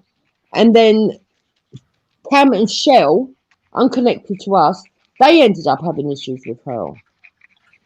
Yes. It was at that point with Hurl, right, where he got into it, he got so out of control. I would say Hurl was even worse than Easy, even though Easy's done a lot that I found out afterwards. And I think Hurl was a bit of a hype train. To be fair, I think it's all hyped up. I don't think it's as bad as what people make out. I went on to. He's hilarious. I went on to Shells, and that's when we let the barriers down. It took me and Cam a good few weeks, and I still wouldn't say we're best mates, but we're back to the status quo before, where there's that group that have got their own little group, and I'm cool with them, they're cool with me, but we're not particularly close. We're back to the status quo now. But before that, me and Cam were really, really angry with each other, really angry. But I went on to Shells, because I never ever fell out with Shell, believe it or not. I went on to Shells, Cam was on there, and we got talking, and then Shell said to me, the thing is, there's a lot going on in the background with Easy. He's done this, he's done A, B, C, and D. And that's when I was like, oh, I never knew any of this. Right? Mm. And so that's when I started to realise, okay, it's not as clear cut as what they're saying and everything else. And that's when I backed away from Easy completely. And what I did was, I just didn't go on his shows. I blocked him because he started following me around everywhere, saying I was a snake, Jupiter snaked me, Jupiter this. Can I just jump in quickly? Yeah, like you said, like once Sherwood told you that you stopped interacting with him, you didn't go, but he was still going through what you thought he was going through when you was interacting with him. So what was the difference? The difference was that the minute I stopped going on his show, he started writing stuff. He started sending me emails that I didn't even bother opening, to be fair. I still haven't read them. He started sending me email after email after email. What I mean is you stopped interact, like all that was a reaction to you sort of dropping him out. What I mean is, why did you drop him out then when he was clearly still going through his breakdown that you thought he was going through before, but you weren't prepared to drop him out then? Why was you prepared to drop him out for Shell but not for anyone else? Why was you prepared to listen to Shell and no one else? What was the difference? Because Shell never went around dissing people at all. Shell was never shown any. I know for a fact she's really close to Cam, but she has never shown any prejudice in the fact that she's very close to Cam. So basically, because Shell said it, you believed it. She's more balanced because she's more balanced than a lot of the others. Okay. Even though I was trying to tell you, and when Shell and all that was making the videos of Godzilla, Jurassica, and all that, and before it was held, the content was all about you, wasn't it? Ricky Millwall and all that, all their content was about you, and I was supporting you then. But my word weren't good enough. Well, I don't remember you doing that, to be fair, Urban. You don't remember me doing what? I don't remember ever receiving report. I've always seen you as somebody that just trolls, basically. Stupid! I was supporting you for fucking ages. People used to slag you off on Real's channel, and I would jump on and chase them off. That's the first time I ever jumped on a panel, was to defend you against Dan and that fucking silly cunt Truth or whatever his name was. I do remember that. Yeah, I do remember that. So, by defending you, I'd get abuse from Streets and that's channel and Raspex and all them lot's channel. All the abuse started on me from defending you lot. I weren't defending you lot's position. I was defending you as an older lady from my own community. Okay, well, for that, I apologise, Urban. If you were sticking up for me and I never recognised it, I apologise, and thank you for doing that at the time. So, yeah, all right. No, I was getting at is like we was trying to explain to you that what Easy was doing, and what happened with me. I know you're saying it was Shell, but the way I noticed it was as soon as that Nin said that something that Easy had told Nin that he was going to dox back. Everyone took it seriously after that, but it took for that person who had been around for 5 minutes. Is it Nin or saying the bird goes on wasps? The bird goes on wasps. Nin, do you remember? No, basically, I don't know. Basically, it was like the cherry on the cake for everyone to actually believe or openly believe, because I was aware that a lot of people knew what was going on with Easy. No, because even when I made my decision, Wendy was still talking to him. Yeah. So I made my decision, and then he started sending me emails. And I thought, I'm going to be honest with people. In most cases, unless you write in the chat what you're sending me an email for, I won't even read it. I'm not going to lie, right? Yeah. I get so many emails, I can't even be bothered, right? So when I started getting, and I mean quite a few emails from Easy, right? I would see that I've got an email from him. I wouldn't even open it. I couldn't even be bothered, right? But I would just notice that there's loads and loads and loads. And I'd be like, why do I even want to engage with him when I've already decided not to go on his show? And then he would start following me around on all the shows I was on, going, Jupiter snaked me. She's a snake. She's snaking me. She's snaking me. And so I blocked him. I'm not going to lie. I blocked him. To be fair, the ones in the chat. But once I've made a proper decision, I make a proper decision, and that's it. I can be quite harsh in some instances. See So the one in the chat. The one in the chat that was calling you a snack. I don't even think that was him. I think that one was actually a troll. I might be wrong though. That's how I perceived it. When you're in the chat a lot, you kind of like all these trolls. You kind of like notice a pattern. It was him. It was him. It was him. Yeah, that probably was. But I just think he was on a lot of medication. So I just blocked him, and I never mentioned him again. I didn't do it, but I still maintain to this day that what Brian Hill done to him was disgusting, and what Esau done to him was disgusting. And people still get upset for me for saying that, but that is my belief. I don't look. I was one of the first people to turn on Esau. I couldn't. Esau's just an idiot to me. I don't even bother mentioning his name anymore. It's just he's an idiot. It's like he's just not even worthy. Same as Brian. He's what he is. He got exposed months ago. I don't understand why everyone's so obsessed with the pair of them. But their perception was that it wasn't true.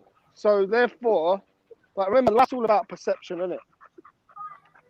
Yeah, but even if you think it's not true,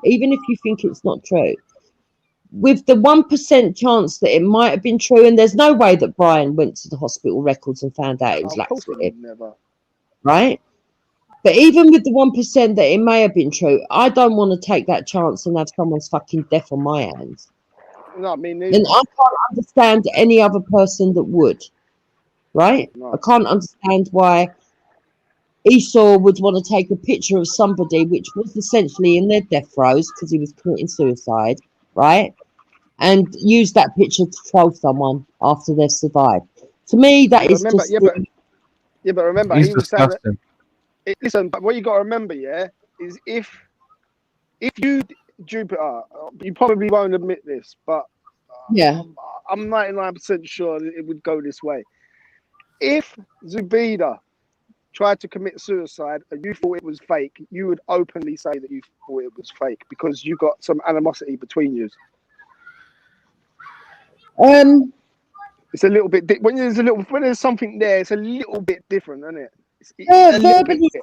I don't believe somebody. I think she was just being a drama queen to actually taking a picture of her in her death throes at her worst moment. That's their thing, isn't it? I'm not saying it's right. I think the fucking pair of planks. I haven't got a problem with them saying that they don't believe it's true. They're entitled to do that.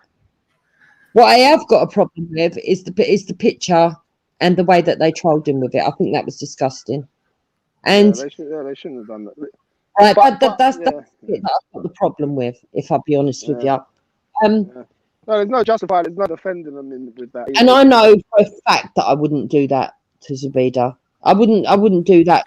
Look, as much as I hate rapists and paedophiles, I've got too much. You might not think it, but I've got too much class to even do that to them.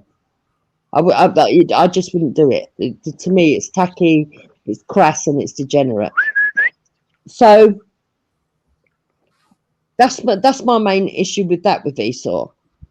The rest of it, if they want to call him a weirdo, if they want to call him I don't know, a stalker, well, it does look like there's some evidence to suggest that he does get over attached, like in your words, to women, and bombards them, and then thinks that he's got some sort of relationship with them when he has it. Yeah, right. Yeah. But I found it sad. I wasn't even judging for it. I was trying to. I will point this out. There is also another man that does that, and they're giving him plenty of room, and that is Captain. So I would say that Yeah. I mean, the thing is, have you ever seen the film? Yeah, go on. Have you ever seen the film Usual Suspects? Kaiser Soze and Kevin Spacey. Great film. Basically, the whole film is being interviewed, and he's a handicapped man, and he tells them all this story, and they believe him because he's handicapped. And at the end, he walks out, and he's not handicapped, and it all fits in at the end. But that's basically for Easy. Easy was doing the Kaiser Soze. Captain doesn't have the ability, so he's more apparent. It's more obvious than. I mean, Yeah. I don't know if he does seem to like the ladies a bit, but I don't know whether he's Captain fits the same MO as Easy, and then we get all the crying that Captain does. We get all the emotional blackmail. To be fair, I'm not really aware of all that. The only thing I'm aware of with Captain is that he does like to talk to the women a lot. So Yeah. that's all I know. I don't know if he's behind the scenes sending emails because they don't talk to him and stuff like that, like Easy was doing. I think Easy's problem was that he got over emotionally involved too quickly because he needed friends. With Captain, I think there is that little bit more sinister thing, and there is a name for it. I've forgotten what it's called, but basically, I think what he does is he tries to convince certain women that he's the only one that supports them, is their best supporter, and that he's their hero, and then he encourages rows and stuff to escalate and feeds fuel to the fire so that he can be the hero. To be fair, I'm not really privy. I'm not really privy on Captain. Well, no, I'm not asking you to comment. I'm telling you that that's just what I believe. I could be wrong. It could turn out I'll be wrong. I mean, I'm not saying I'm right. I'm just saying that that's how I feel about Captain. But do you think that the people that kind of follow you, and Wendy, you kind of influence them and they kind of believe what you say, and then they go on to, let's say we're talking here now, there might be a couple in the chat, they'll go on to Captain and start saying what you said as if it's true, and that kind of stirs up something else. Right.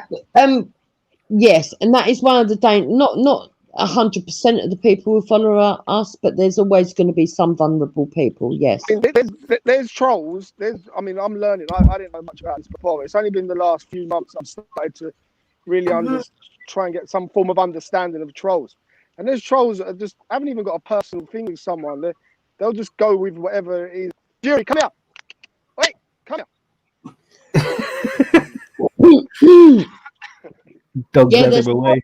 There's trolls that would do it for fun. Yeah, they don't care. They've got no interest. They've got nothing against the person. They just create like something comes out, then they use that and try and upset somebody. Yeah, and then there's trolls that will actually play both sides. There's all different kinds of trolls. So yeah, of course, there's always going to be some element that will take what I say as verbatim and then go off. But when I say whatever I say, do you think you have a responsibility to be a little bit mindful for that reason? Get out of there. Yeah, and I do think that I am pretty mindful, because if I get new knowledge, I actually state it. So for example, when I stopped talking to Easy, and there were certain people in Emily Luca's group, I'm not gonna lie, who started suddenly showing up going, oh, you snaked Easy, this, that and the other. They didn't really fucking care. They didn't care. They just were writing it because they wanted to point score. They were probably glad that I didn't speak to him. I particularly would read out their comments because it gave me an avenue to actually say, well, actually, I'm not talking to Easy no more. I've blocked him and I don't want to get involved in it all. So, I do try and be as honest as I can with people if I get new information or things change. For example, Cam. I'm now on talking terms with Cam. I don't have issues with her. She doesn't slag me off. I don't slag her off. Maybe she talks about me in private, but that doesn't really bother me because I don't hear it. I think we've understood the balance that we don't always agree on everything, but there are some serious issues that we do agree. And for those issues, we're prepared to sort of stand together and say, we don't want women being bullied. We don't want this. We don't want that. And I make that clear to people. Right. That's where I stand with Cam. Yeah. I've got a lot of time for Cam. She's a strong lady, She's. I kind of looked at her a bit different when the streets thing all started up, and they all went over there, and they was all a bit. not really my cup of tea, should I say? But and then later on, and she came back and all that, and yeah, I've got a lot of time for Cam. You know, like, I don't agree with the majority of I her think beliefs. I Cam think removed herself from that. I think she's made it clear that she's not quite what all those people are. Unfortunately, Ralph has a way of branding people and labelling people. Yeah, I think to some extent, Streets I and think England. you take Ralph too seriously. Well, to some extent, I think he even managed to label England and Streets, and I don't agree with their politics, by the way. But I think they were even drawn in by him. To be fair. Yeah. Yeah, well, because the thing is these right-wing movements essentially are uneducated people, for the majority. Yeah, and it's more educated people that groom them. People like Ralph. He literally groomed them all. Yeah. Well, that's why I do take him seriously, because I've witnessed the people that he's groomed, and I can name some of them for you. So you've got Braden that got groomed. You've got Rashma Akhtar that Where he's still where working. did that go to though? Where did that go? But where did that go? Where did it lead? It didn't go or lead anywhere. He's still online, and he hasn't got that. He hasn't like formed like some army of Bradens or just all online stuff. It didn't go anywhere. No, because that's not his aim. His aim is not to have a group of people fighting for him.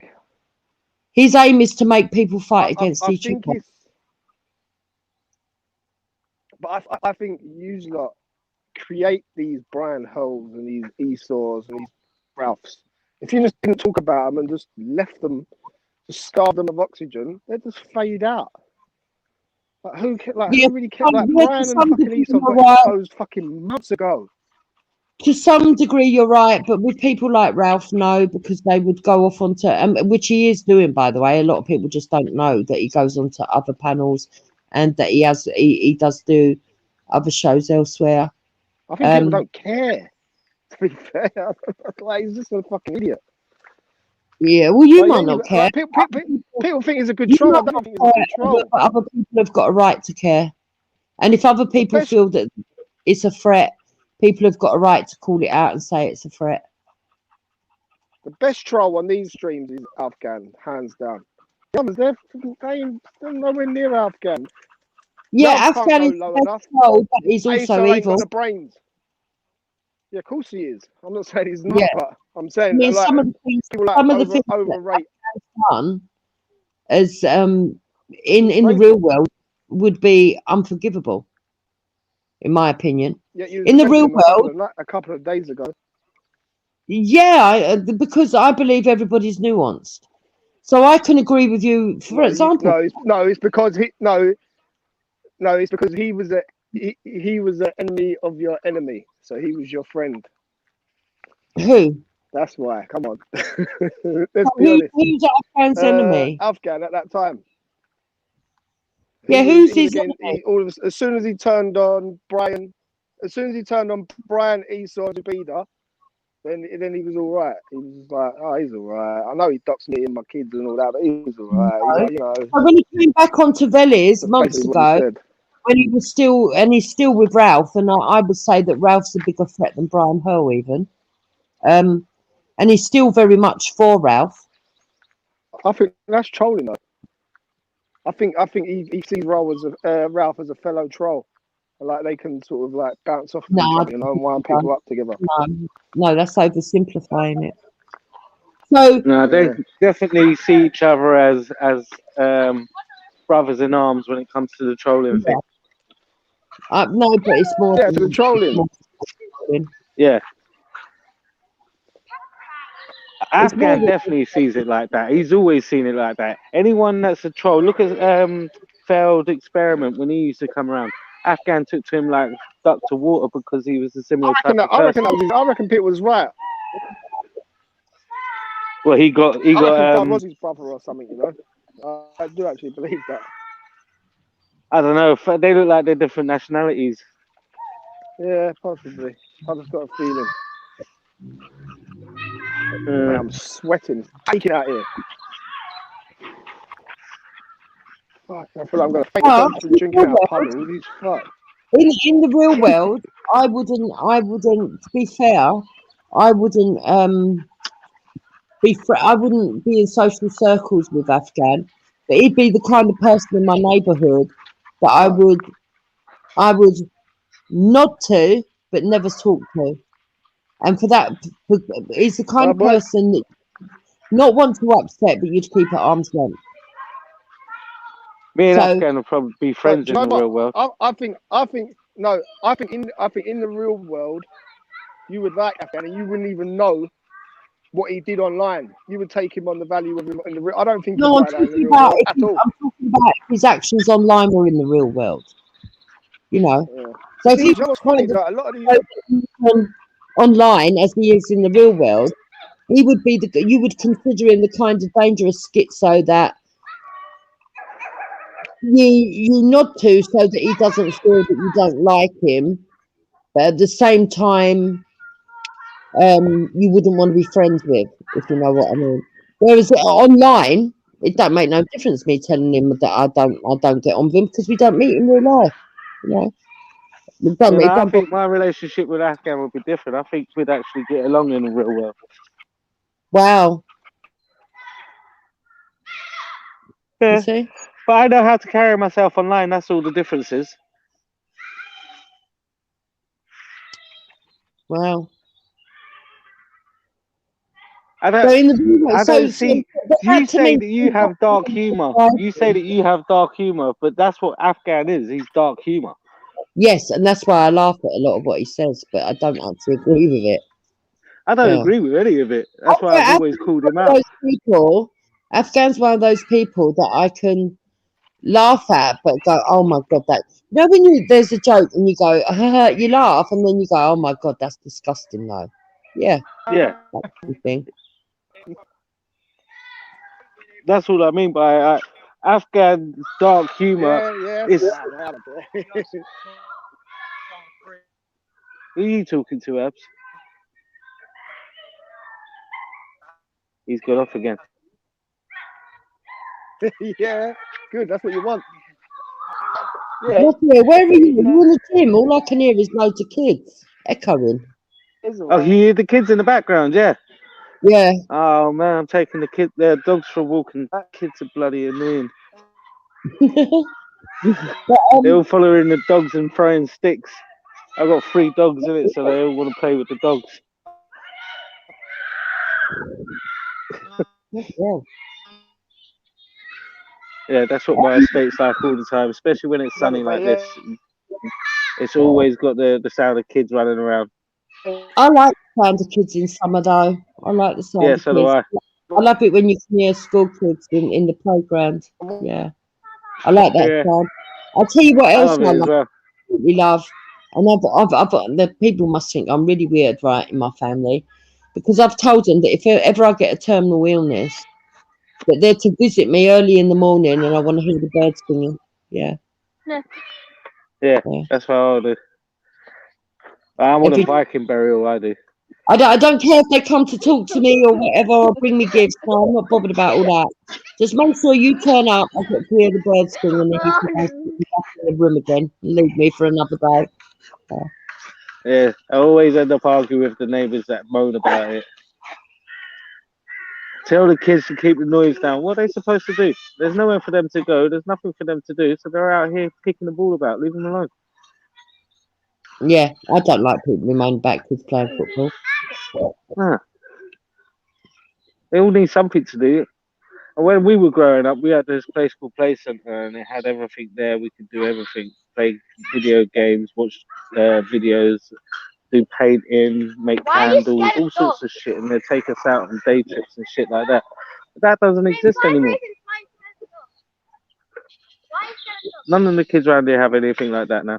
Oh, my back. Alright, be quiet. I'm on the phone. I don't know if it's the same around your area. So, but yeah, so people the way they. So I'm trying to get away from the kids now because they followed me to the swings.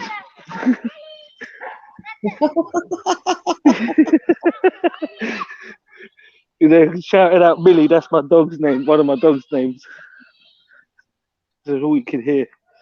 Normally, my neighbours' kids. They're a bit scared of the dogs, but they seem to they come out bit by bit, and they're getting a lot more used to him now.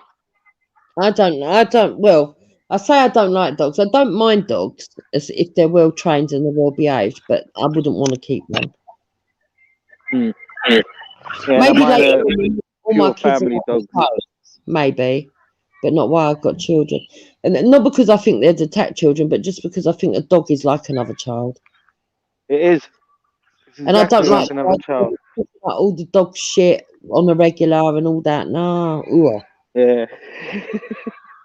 I just think of all the negatives and think, no, I don't want one. They're cute. I don't mind saying hello to a well-trained dog, but yeah. Mine have been raised around the kids. I've all had mine from puppies, so they've all been raised around kids. So there's one of them. She's a bit. She's snappy, but she won't bite the kids. And even if she did, I don't think she could do any damage. Tiny little thing. But she knows her place. The other two, the two that are bigger, the staffs, I could easily leave my babies around them and not have to worry about them. They've never ever shown any aggression to any children or anything like that. See, now that's something I don't get with a lot of dog owners. They love staffs. I think they're the most ugliest dogs I've ever seen in my life. Well, I used to get that when I used to have a boxer. People used to say my boxer was ugly. Yeah. I think the boxer was the best looking dog I had. I think it's just because I'm a woman and I'm too feminine. I mean, I like collie dogs. I like them. I like lassie dogs. Don't bring me near any fucking My mum and dad used to have Rottweiler. Yeah. Oh yeah, they're nice dogs. I think we're gonna end this stream now. Anyway, I might even jump on again. We're definitely going to do it again tomorrow. I'm going to go to Speaker's Corner and do a live show there, do a live stream there. And then after that, I'm going to do the panel show again. Yeah. So? I think Urbz tomorrow if he does turn up. Old Billy's been trolling, isn't he? Saying that he's going to turn up outside Brian Earls. No way. That's the best way. That's the best way to fight them. Just to mess about and troll them back. Right? It's all bollocks, though, isn't it? All these YouTube beefs and all that—they're all just a load of bollocks. No one means. Yeah, but that's why people shouldn't take it to heart. And Urban, I hope we're back on normal ground again now. And I'm sorry if I didn't recognise you trying to be nice to me before. No problem. No problem. I was only jumping back on to say that I've got to go now. Anyway, I've got to take the baby round from the dad. So. Yeah. All right, guys. Yeah. Nice play, both of you. Yeah, nice talking to you, Jukes. WeeMan, I'm putting the hours today. I expect my paycheck in the post. It's coming. It's coming. What's it called? I might do another one later on tonight, but I'm definitely going to do it tomorrow. I'm going to go down the park and do a live stream, and then we'll do the panel show again after. Tomorrow, I've got to go down to my nan's in Clacton. Because I'm on the phone. And sorry, go ahead, say that again. Tomorrow I've got to go to Clacton, see my nan and take the kids down the pier and all that. Tonight, a date night. Date night, yeah? Date night, I'll take her on a promise. I don't know about that. Fucking hell, mate. I fucking hope so. Fucking don't get much, mate. I'll tell you that much. Fucking hell. Madness, mate. Alright, cool. Well, if you're about tomorrow, we'll have you on. If not, I'm sure we can drum up a panel anyway. Sweet, but next weekend we shall meet up again because not a lot of people know that we have been meeting up. WeeMan can testify that I am an actual person and I'm not an incel. And you have a real face and a whole body. Yes, exactly. And I can confirm you've got legs, not like Afghan. I can confirm that you are actually over 3 foot, and that anyone that says anything different is trolling. And I can confirm that he did get the name WeeMan because Yes, And we you discuss a can hit lot. yourself in the head. No, he can't. Go on, sleep. Right, I'm going to end Because this. my reception's going to cut out back on my boat now.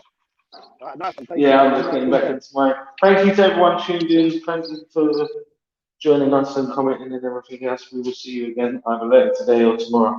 Peace, people.